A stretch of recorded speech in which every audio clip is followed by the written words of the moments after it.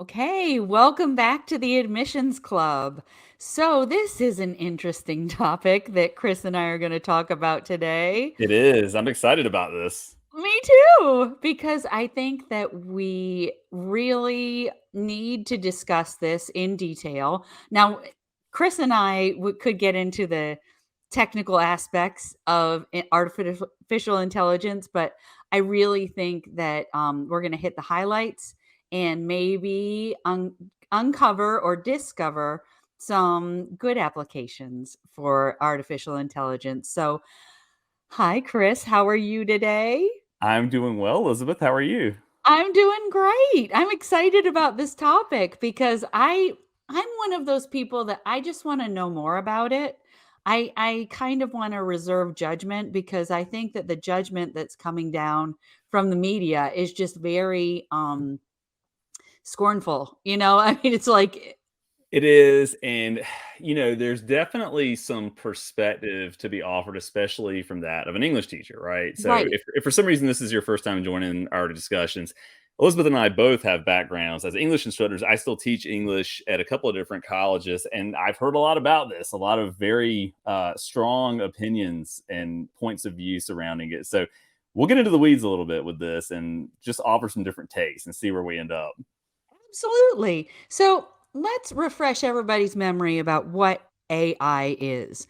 And AI is artificial intelligence, and it's basically the theory and development of computer systems being able to do human tasks. So actually reflecting or replicating human intelligence. So it's more than just kind of the movements of human beings, but actually the intellectual properties of visual perception, speech recognition, decision making, and translation between languages. So Yeah. that was the definition I looked up. Yeah, I mean, and I don't want to go too far off into the realm of sci-fi with this. When I think of true AI, I mean, what that really means is being able to think and act exactly like a human, which I don't think we're quite there yet, but things are trending in that direction. And what ChatGPT and some of these other more, loosely defined AIs are, I think, are they mimic search functions and the way that humans speak to try and create something that mimics human speech or human communication. So it's, maybe not true AI, but it's close enough to be in some regards indistinguishable.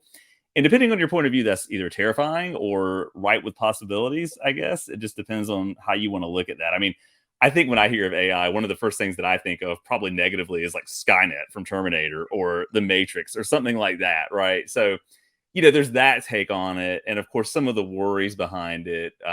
But it's not exactly true AI, but there are a lot of things to think about with that for sure.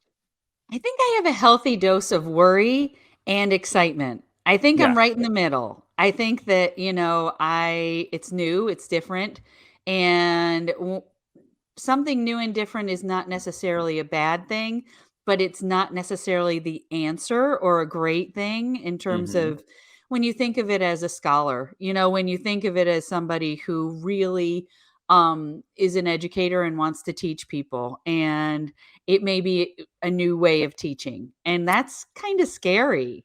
Yeah, and it's funny because it's funny we're talking about this today because I taught two classes this morning, and part of the focus of those classes was plagiarism. And so there's a lot of concern with something like this that translates into that, or that students might be tempted to sort of go that direction if they have an essay assignment or whatever it may be. But as you said, there could be the possibility that there are some teaching applications for something like this, especially in terms of what not to do or what something a little bit unnatural might look like. So, I mean, there are different ways you can look at that for sure. Yeah. And you mentioned before the chat bot of the moment is Chat GPT. Hmm. And I did just a little Google search on what Little is Googling. Chat GPT? And it says it can write and debug computer programs, compose music, teleplays, fairy tales, and student essays, answer test questions, write poetry and song lyrics, simulate an entire chat room, and play games like TikTok. or sorry, tic-tac-toe. Maybe TikTok also. I don't know. Maybe. I don't know, it can do everything and simulate an ATM, which is scary. What in the world? Yeah. So the one thing that, it seems like it can do everything, right? Hmm. But the thing that Mark and I tested this weekend was how to write a college essay. And I mean, I don't know much about this really. I'm a total novice, but Mark tested it and we did Mark is my husband and we tested it Mark is with awesome. yes, he's awesome. We'll keep him around. And we tested a okay, college essay. Hmm. And so we put in very little information and saw what was generated. And what was generated was scary. Okay? It was well written, it was Okay. well conceived. The only thing, well, there's several things, but it cannot replicate original storytelling. It Hmm. cannot replicate an authentic voice, I feel. But I'm a writer. Like this is what I do.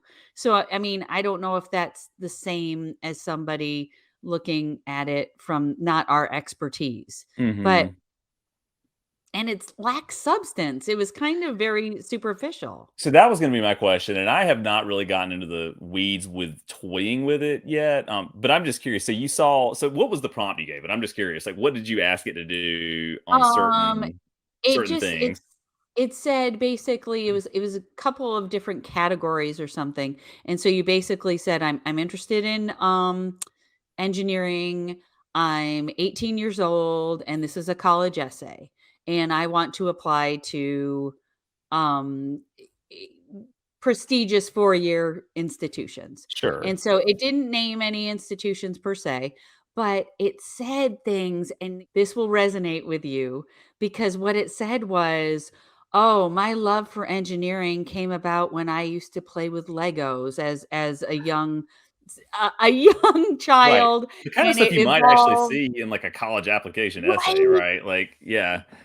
And so, I mean, okay, so I'm looking at it and as like a teacher, I'm reading it and going, "Uh-oh." That's what I would tell them to start with. "Uh-oh." I mean, I keep reading it like this is scarily similar to the content that I would teach somebody to write.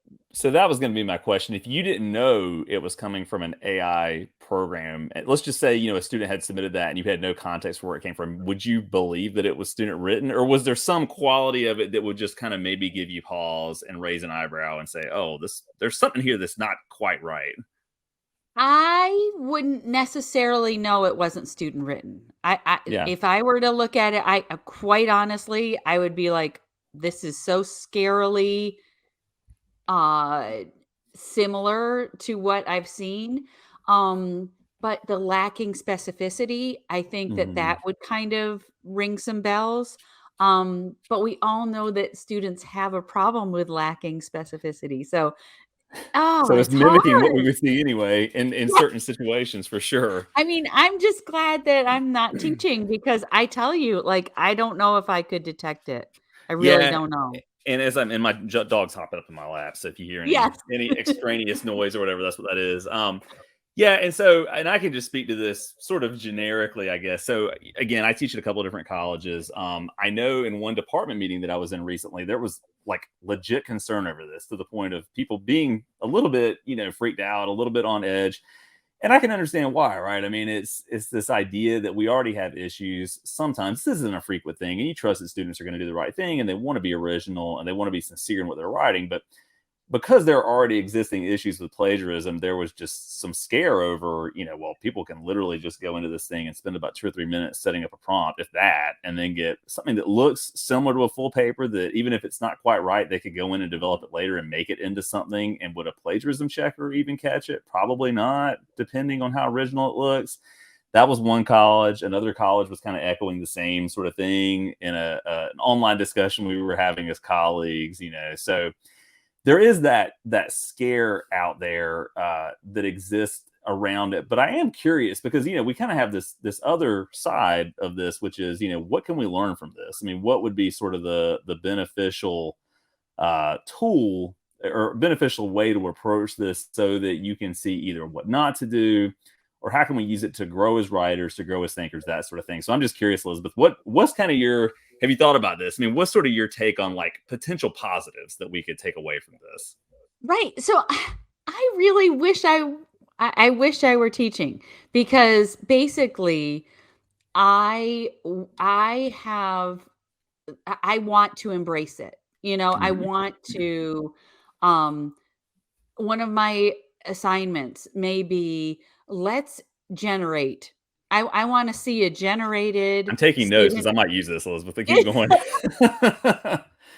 I want to see a generated student essay. So Yeah. this is the prompt. This is what, and go on chat GPT or whatever it is, Right. and generate this essay, bring it to class. And then what I want to do is I really want to show them, you know, where it's lacking, Hmm. but where it's really, assisting with clarity, with grammar, and it does seem like cheating. And that's where I get a little like worried about it as well. Like, is it cheating? Um, And I like but this. Not yeah, to interrupt. I totally no, interrupting, but like from a pedagogy point of view, from a teaching point of view, I love this idea, right? Which is don't cower from it, kind of yeah, address it head on, and just recognize what the huge potential downfalls could be, but also what the benefits are. And I like this idea of asking students to use it to see what the difference is, right? I mean, this is what you would write, this sincere and represents your experiences, and this is what a computer algorithm would come up with, and here are what the differences are. I love the idea of that for sure. right. And I think that because we always talk about writing as thinking. And Hmm. so, if writing is thinking, then this chatbot has generated something. Is there thought in it? Is there you in it? And can it be used as a tool? Can it be used to assist you in writing a really solid essay? And I guess that's the point where I'm wondering if it's possible. And I don't know. I haven't done enough research into it, but I really do. We all know that students, and we've seen it over and over again, students are lacking in grammar. They're Hmm. not learning the rules. They're not learning the foundations of grammar in K through 12 for a number of reasons, none of Sure. which the teachers are responsible. So my question to you is it cheating? Is it cheat? Well, it's cheating if you use it to write an essay and turn that in. Yes, that's cheating. Is it as far as a development tool goes? I don't know. I mean, so here's my thought, and again, this is just my teachery, personality coming out. I don't think people should use this as a starting point. Like, I mean, you should do your own outlining, you should do your own drafting. You shouldn't use this as a crutch to then develop later because, I don't want to be too, no, you don't ever want to use this sort of thing ever, perspective. But to me, that's plagiarism. Like, if you use that as a tool and then develop it and turn it in as a paper, like that's not good. Yeah. However, I mean, I love the idea you have though, which is, write your own work, maybe use something like Chat GPT to see what it comes up with that's comparable and look at the differences, right? I mean, and this is how you can highlight what you're doing well and what could use some improvement. And, if you think about this in the context of a college application essay, right? I mean, you can sort of see how that can be a learning experience, right? And so again, I think as long as a student is not leaning on it as, well, I'm going to let this do the bulk of the legwork and I'm going to make a couple of wording changes, then I mean that would be problematic. But as long as they're maybe using it to see what they can do to give their own writing some humanity, some soul, so it's not just an algorithmic thing, then maybe that could be a good way to approach it. I mean, I wrote in our notes, cheater's gonna cheat. And yeah, I mean, there are students that are going to do this. I mean, we know this, that especially in light of the pandemic, there has been a real upsurge of students that are uh, taking a shortcut and, Yeah. cheating basically. And so my question is, you know, this is going to happen, um, how as an English educator, as a writing educator, are you going to be able to detect it? I mean, what are some of the things? Is there detection software out So there? there are a couple of things already. So actually, one of my colleagues at one of the places I teach introduced me to, or introduced our whole department to a tool that you can embed in Google Chrome, and it's supposed to tell you the likelihood that something was AI generated. So it's not foolproof. I mean, it's not going to be 100% sure. I mean, the struggle there, of course, is you can't really approach a student and say, I mean, I guess you could depending on the percentage, but say this thing told me that this was AI generated. What say you? Like, what's your response to that? So it's just a measure to start weeding some stuff out. And actually, I read about a student, I think at Princeton University, who had developed an anti chat GPT detector, and it was mostly successful. I know some professors who have tried it out, and it kind of works most of the time. It's not, again, foolproof. So there are some emerging tools, but I really think, as I mentioned just a moment ago, I really think the best way to approach this is just head on with students. Like, just don't Yeah, hide from the fact that it exists. Just talk about the pitfalls of it and what the benefits of using it as a learning tool could be. yeah, Maybe incorporate that into a classroom assignment type of thing and learn from it. But as you said, I think it's here to stay. I mean, I don't think yeah. it's one of those. It's like a Pandora's box, right? Like you open it, and now, of course, there are going to be other programs that mimic the same sort of thing. It's not just going to be contained to Chat GPT. So don't shy away from it, but just clearly identify the issues and how it could be beneficial if used in the right context. Yeah, and kind of mimicking that because I mean, I think that to say that it doesn't exist and to kind of communicate that in the classroom that, oh, chat GBT, GPT, I keep saying it wrong. That's Um, okay. I do too.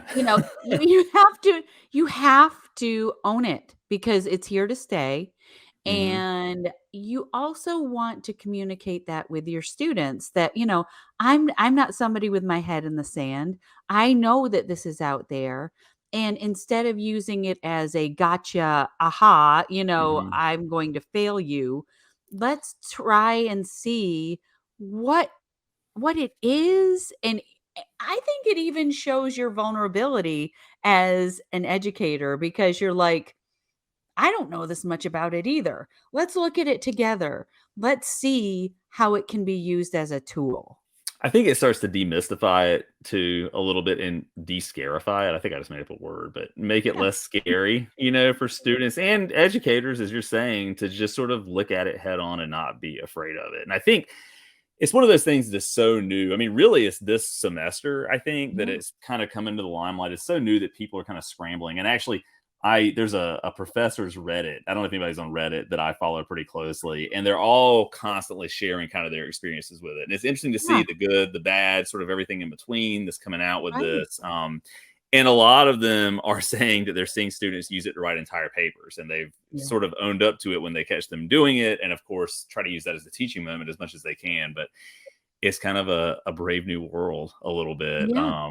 to see what Yeah. it looks like and what it's going to be, what kind of results are going to emerge from that. But I think everybody's just kind of scrambling to figure out, how it can be used beneficially if that's possible, which I think it is if done in the right context. Well, so let's look at it historically speaking that the closest tool that came that was a huge disruptor was the calculator, right? Right. Right. And so there were educators, there were professors, screaming from the rooftops how this was going to break math and science and how people are going to be less intelligent because you're going to rely on this tool and it's cheating and blah blah blah blah blah. I mean, everything old is new again, Yeah. right? Yeah. And so it would be interesting as a researcher, which we know you're an expert. So, as an expert researcher, taking this and looking at how did they pivot? How did those educators, how did those disciplines pivot from something that is such a huge disruption to their pedagogy? That's a good question, and I will just say up front, I'm not as well versed on the math side to know, sort of the I guess to use that term, the pivot that occurred. But I can totally see the same sort of thing, and it's funny, as someone who's not as math minded, I mean, I'm you more of a qualitative guy. For anybody that's listening and is sort of research savvy, I tend to lean toward the more anecdotal, which is just kind of like how my brain is programmed. And my response to that would be, well, math is math. If you can plug in A, B, and C and get D, then what does it matter if your brain's doing it or a calculator? But then somebody on the other side would say, well, then what does that matter with writing if that's the same sort of thing? Where I feel like writing is there's a little bit more of an art to it potentially than Yeah. math. But I think just sort of looking at how that as a discipline maybe has evolved, they've decided, like we're saying, not to shy away from it. Try Mhm. to curate activities and learning experiences around the use of it, knowing that people are going to use it. And even if you're listening to this and not watching the video recording, I'm holding up my phone now, right? This has got a calculator on it. So a lot of times when people have questions, they go to this first because it's built in and it's just part of sort of our everyday life at this point, that you sort of rely on that. So I think, again, you don't shy away from it like a lot of math educators have done. And actually, for context, my mom is a retired math teacher, so she taught math for 30 years, high school math. I had to have her as a teacher. I may have mentioned that on the podcast before. She was my algebra teacher in ninth grade, which was quite the experience. Mom, if you're listening, you did a great job. It was slightly terrifying as a ninth grader, but still, using the calculator in that context and all the math classes I had, it was just part of the learning experience. It just became Yeah. part of it. So who knows, maybe chat gpt and some other comparable tools are going to become similar. I think right now it's slightly terrifying if you're in the field of writing, and you're in education in general, but who knows, it could evolve in the same way. We'll see what Yeah. happens. Yeah. So, rounding out our discussion, let's talk about the positives to Hmm. AI and how it can be used to help us, help our lives. And so, there is an interview that we're going to include in the show notes, and it's from Scott Galloway, who is a marketing professor at NYU, and he's just one of those voices that's a really trusted person in higher ed. And basically, he talked about how AI is creating better access to college, Mm. where if you are using AI tools, maybe colleges can find more sections of a course that you could offer online that doesn't rely so much on that professor student face to face contact. Hmm. And if you don't rely on that discourse, then maybe you can increase the supply of courses and the amount of freshman seats. So I was really excited about that because he also spoke to the rather rejectionist culture of online learning.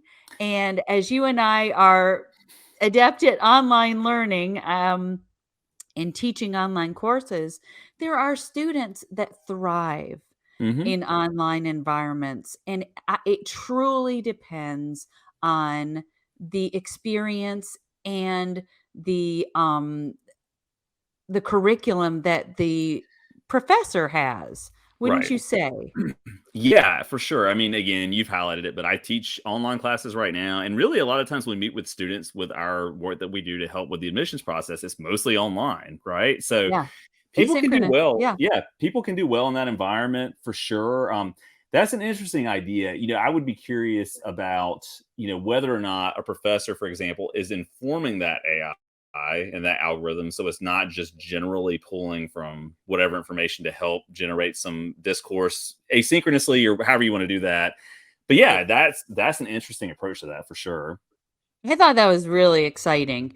Yeah. And then, obviously, there's interesting applications in the fields of coding and computer science. But this was really interesting. I just read an article about this, that AI and the principles of AI may help clarify and enhance instructions on how to put together furniture and how to use appliances. Oh, yay for that. Yes, and it's funny this, and again, I'm going to my teacher brain here. I think about process analysis writing, which we frequently teach in our first year writing courses, and how a lot of times instructions that are unclear can make or break somebody's experience. So, yeah, I mean, I'm totally for it in that sense, right? If I go to IKEA and buy a dresser and I'm just staring at a set of instructions that say connect part A to part double Z, and I can't figure it out. But an AI can help me walk through that. Like, sure, like that's a cool application of that. And you know what's interesting is Scott Galloway is saying basically that people are looking at Chat GBT, PT. Sorry, oh, I keep saying that wrong. And basically, what's really emerging as prominent in big tech is voice technology. And Hmm. so he brought up the aspect of maybe you can drive your car through voice. Oh gosh. So like you're saying brake when a car like hit the Right? brakes or And I'm something or like, I okay, now you're freaking me out, Scott Galloway. So, that's where so anyway, I think that, there's so much that you can worry about with and how artificial intelligence can be used for nefarious ways, which is anything really. But I think it's a healthy dose of fear and a healthy dose of anticipation. Yeah, and just following on what you were just talking about with the voice aspect. I mean, again, I'm holding up myself in here. I add things to my calendar with my voice all the time. I say, hey, SIRI. I'm not going to say it so it doesn't activate. But, my phone then wakes up and adds a note where I say, hey, Alexa, to our Amazon Echo in the house, remind me of the weather. I mean, these are things we're already using. So it probably is inevitable. And why not, kind of look ahead to what the positive aspects of it could look like. So it's stuff we use probably every day without even thinking about it already. Yes. And I'm just waiting for AI to help me shop for clothes because I hate that. And so just tell me what to wear, AI, because that's what I want you to do. I love it. That's awesome. What's your wish list for AI? Oh gosh, that's a good one. Hey, AI, can you come do the laundry for me? That would be amazing. Like send an Android or something in to do it. That would be kind of a nice thing. That I will say, this is totally a tangent. That is my chore that I hate the most, doing laundry. I just, for whatever reason, I just am not a fan of that whole process. Well, I have a huge load of laundry in my room right now that has sat there for a couple days now. And so yeah, I can feel you on that. This is another tangent. I just want to make you aware of this. There's a service called SudShare. Have you heard about this? No. It's an app you download on your phone, and it's like Uber Eats. And I've used it. I actually used it this past weekend as we had a ton of laundry to catch up on. And I was like, I don't want to spend my whole weekend doing laundry. You put in there how many bags of laundry you have. Somebody comes to your house, takes it to a laundromat, does it, folds it, dries it, folds it, brings it back, perfectly wrapped and everything. And it's like, it's like $1 a pound. So it's not like outrageously expensive. So yeah, we totally Oh caught up on our my. laundry this weekend by using SudShare, and it's super fast, efficient, and worth it. All right, SudShare should be a they should sponsor our podcast Right. because, Maybe we oh could get them my on. goodness. Yeah. Oh, I love this. I'm totally looking into the as Yeah, soon as you we get totally off, should. I'm totally looking into this. Erica, it was funny. I told Erica about it. She's like, "Really? Like, you're not?" And I was like, Sorry, like, I'm not gonna spend half a That day doing laundry. Like, we work all week. We need the time to just relax. Like, I'm gonna just, I hate to say it, just pay to have it done and then enjoy the weekend." So, literally the best thing I heard all week. This is the best thing yes, I've heard all you're gonna love it. You're gonna love it. week. Well, gosh, you come to the club thinking that you're gonna learn about artificial intelligence. You find out a way to do your laundry. This is the It's beauty of this amazing, right? podcast. You just never know what's gonna happen. Well, until next time, Chris, thank you so much for coming to the club again, and it's your Always. club too. We just love having I everybody love it. join us. Thanks, Elizabeth. We'll chat soon.